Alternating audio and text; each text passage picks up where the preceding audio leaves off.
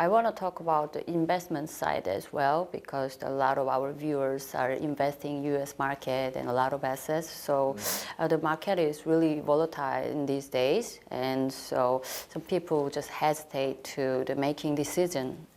So could you please advise for those who invest currently in the U.S. market, and so what type of investment would you recommend, or do you think we shouldn't do this in the investment side? Well, the typical investment advice is for people to hold what they call 60-40, 60% of your wealth into risky assets like US and global equities, and 40% in safer bonds, say 10-year treasuries or similar government bonds of countries that don't have a sovereign debt risk. But that view is based on the view that the correlation between the price of bonds and equities is negative. When the price of one goes up, goes down the other, so on average you smooth it out. Say when you have risk on or growth, equity does well, but bond yields are higher, the price falls. So you lose money on your 40% bonds, but you make money on your 6% equity. Or if there is a risk off and a recession, equity goes down, the bond yield falls, but the price goes higher, so you make money on your bond portfolio. But that negative correlation assumes that inflation is low and stable. When like last year, inflation is rising, equities do poorly because the discount factor for those dividends, that is the long bond yield, is higher. So bond yield went from 1 to 3.5 last year. So S&P fell by 15%. NASDAQ, the tech stocks, fell 30%. Why?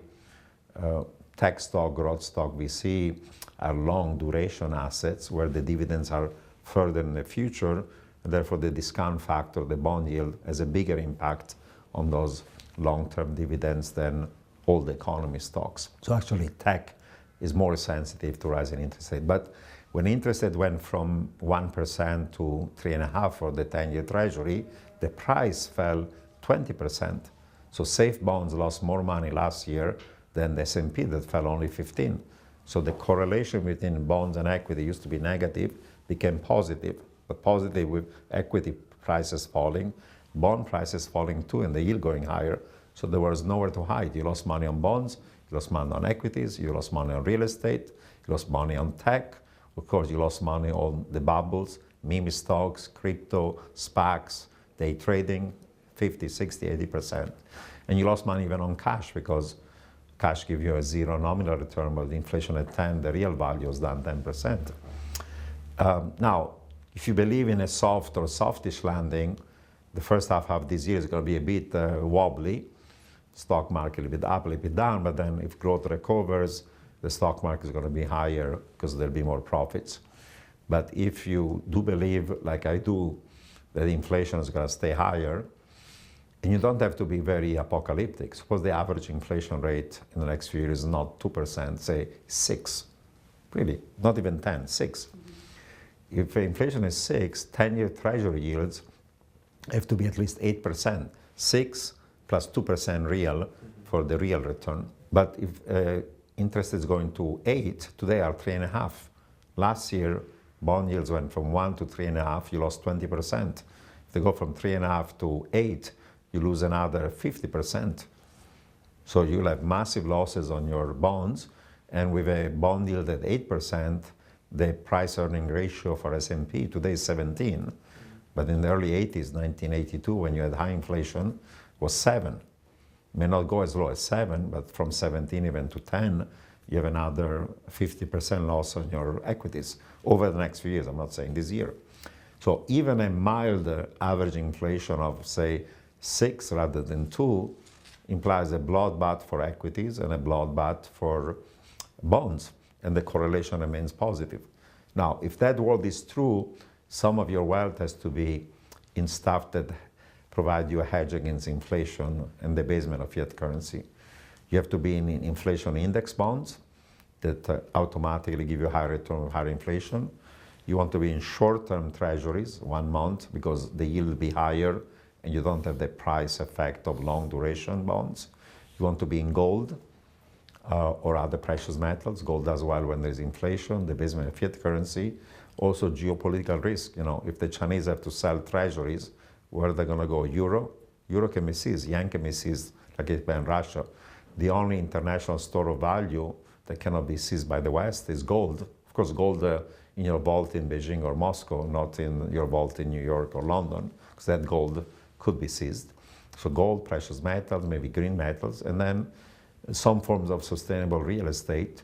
Real estate in short run is in limited supply, so it has to be sustainable because a lot of real estate is going to be underwater or burning down because of heat, droughts, whatever.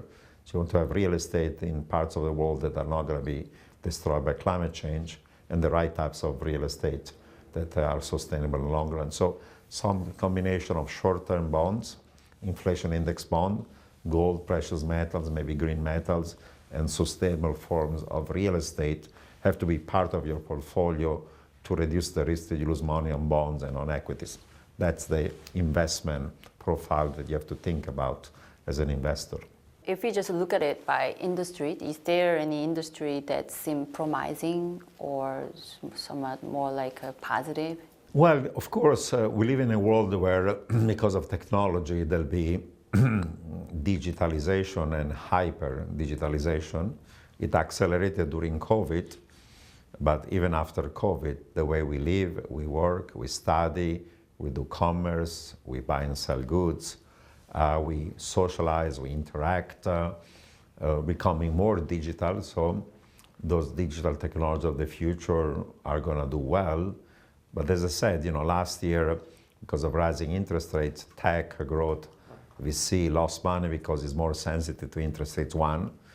Two, those firms that had really vaporware, you know, an idea but no real business model, no real revenue, no real profits, wiped out 60, 70, 80%, even in technology. And even big tech, those that are actually successful firms like Apple, Alphabet, Google, Meta, Facebook, and Amazon, they had a correction of 30, 40% because their price-earning ratios were so high that they had to fall, and they fell hard. Now, they're cheaper now, and there may be a rally.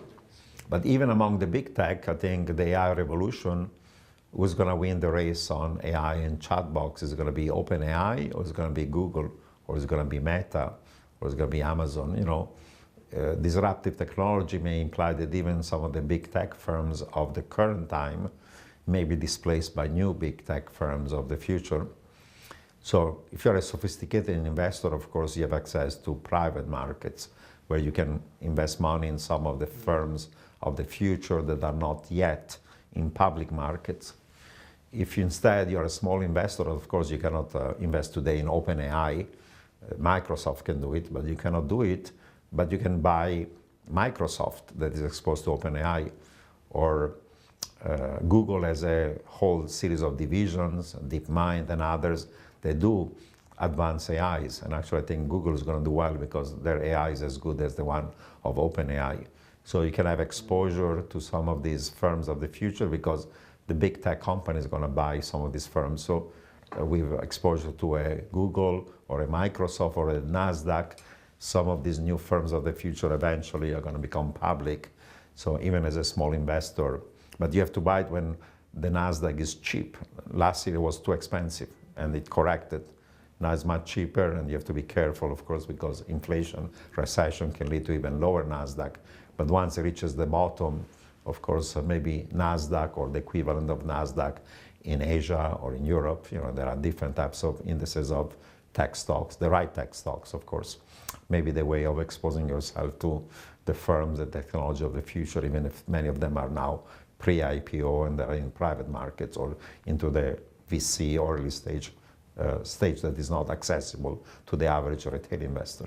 Warnings are meaningful not only for predicting the worst, but also preventing the predictable mega threats. So what do we need to do when the mega threats comes a reality? And what steps can we take to prevent a worse situation? Well, some of these mega threats have to be resolved at a collective level. We need the right national policy and international cooperation to prevent them. Individual alone, of course, cannot stop climate change or pandemic or AI.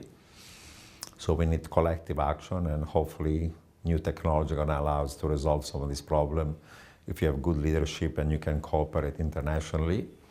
But you know, individuals can do things even at an individual level. They cannot wait for the government. Say, each of us can reduce our carbon footprint. You know, if everybody was becoming, say, vegetarian or vegan, 1/4 of all emissions come from livestock agriculture. If each of us could insulate our homes or having solar panel, if we were using reusable bag rather than plastic bags or paper bags. So you can do individual things to reduce your carbon footprint, one.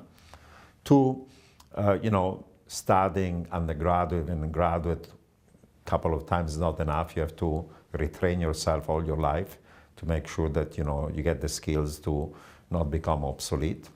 If you're a young man or woman, they ask me, what should you study in college? I would say a combination of STEM, science and engineering, technology, math, computer science, but you also need soft skills. You have to read well, write well, think well critically. So you major in STEM, minor in liberal arts, or vice versa, because you know you're not going to have the same job your lifetime. You'll have to change job 5, 10 times, and you have to have the mental flexibility, and you have to retrain yourself all your life individually to make sure you're not obsolete. And then on the investment, as I said, you know, different types of portfolio investment. Everybody should be saving more because there's not going to be enough money to pay you in full your Social Security, healthcare when you're old. So you have to save, even if your income today is not large. Saving more is going to allow you to invest and eventually have a buffer of wealth that is going to allow you to live comfortably in old age. And you can diversify towards some of the firms of the future, technology of the future, or along the lines of what I suggested about investment that give me a good hedge against inflation, debasement of fiat currencies, climate change, political, geopolitical risks. So study hard, work hard, reinvent yourself, save, invest for the long term. Don't do day trading. Forget crypto, meme stocks, SPACs, all those things are going to make you lose money. Anybody who becomes rich doesn't become rich overnight. You have to work hard, study, save for the long term, and then you'll be fine. So that's the advice I would give at the individual level on top of what we have to do collectively as societies to resolve these problems. Thank you, and it was the last question. So just thank you so much, and your insight will be really helpful for the Korean viewers and subscribers. So I think there are more contents in your book, so we're gonna just advertise your book on our just a broadcasting show too. So I hopefully many subscribers buy your book and just check the insight which he didn't mention in this interview. So just thank you for your time, and thank you just for having us here. It was a pleasure. I always visit Korea. I've been also recently this year, hopefully. I'll come and visit your great country. It's a real great success story of how innovation, knowledge, technology, hard work, and people committed to make a better society can achieve success. And hopefully it's going to continue this way in the future. There's also a good friend and ally of the US and the West.